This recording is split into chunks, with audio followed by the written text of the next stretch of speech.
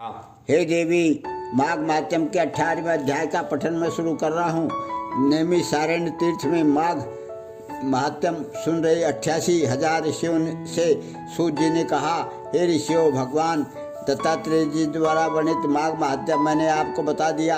अब मैं महर्षि वशिष्ठ जी द्वारा महाराज दिलीप को कहे हुए माघ स्नान के फल और महात्म्य का वर्णन करता हूँ। इसका ध्यान पूर्वक श्रवण कीजिए।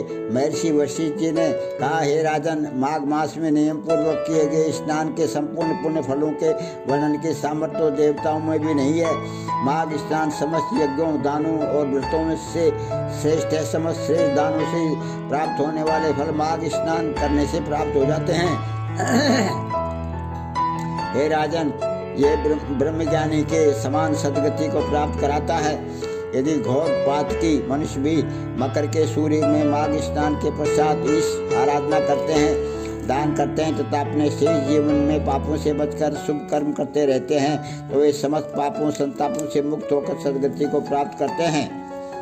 हे दिलीप, माघ स्नान में मनुष्यगण पवित्र होकर मात्र कुलों के पितरों सहित उन उत्तम सुंदर विमानों पर चढ़कर स्वर्ग को जाते हैं। जो माघ महीने में नदी में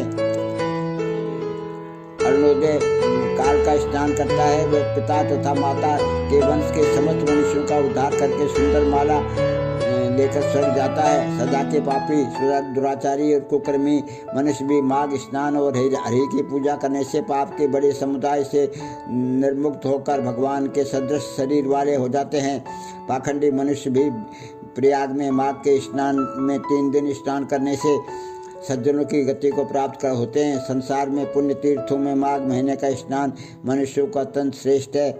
इससे मनुष्य ब्रह्म वेताओं की दशा को प्राप्त करता है, इसमें संदेह नहीं है।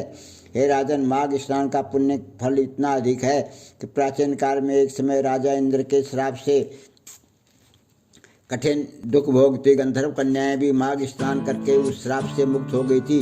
माघ स्नान अग्नि की तरह सब पापों को जलाकर नष्ट कर देता है। बोलो माघ महात्म्य के 18वें अध्याय की जय। हे देवी, मैंने माघ महात्म्य का 18वें अध्याय का पठन किया है, इसको श्रवण करना।